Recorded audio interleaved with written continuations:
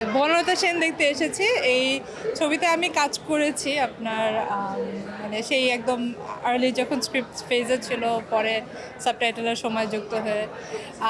So আমি আজকে basically এসেছি অডিয়েন্সের রিয়াকশান দেখতে, এবং খুব ইন্টারেস্টিং লাগছিল যে সব বয়সের মানুষই এসেছে এবং হাউসফুল মনে হলো দেখে, এবং মানুষজনকে তো দেখছি খুব উৎসাহ নিয়ে দেখছে, এবং এখন ইন্টারভ্যালের পরে গিয়ে আবার বাকিটা দেখি কি অবস্থা, সবার রিয়াকশন দেখতে এসেছি বেসিক্যালি।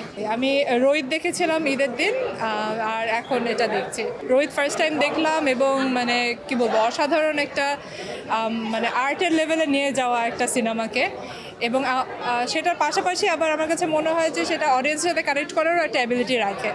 আর বনলতা সেন নিয়ে বলবো, এটা একটু একটা ড্রিম লাইক একটা সিনেমা বলতে পারেন, যে একটা স্বপ্নের যেরকম আপনার অনেকগুলো ডটস কানেক্ট করতে হয়, ওরকম একটা ব্যাপার আছে এখানে। সো যারা আর্ট অ্যাপ্রিসিয়েট করতে পারেন তাদের কাছে ভালো লাগবে।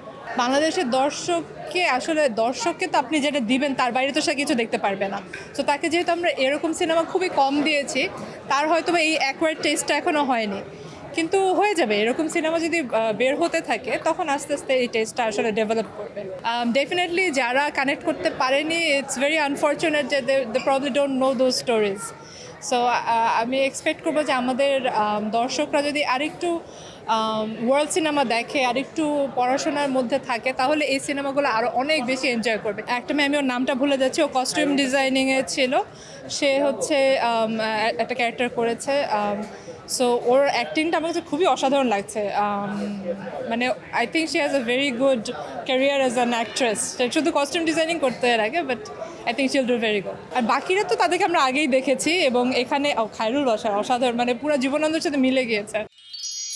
এক মিষ্টি সকাল, কানে কানে কিছু গুনগুনিয়ে বলে যায়, কি কাছে আয়, ভেসে যায় হাজার ফুলের ঠিকানায়, ছুঁয়ে দিয়ে ডুবে যায় সুগন্ধে শেষে মানায়। তিব্বত লাক্সারি সো, বাংলাদেশের রূপ।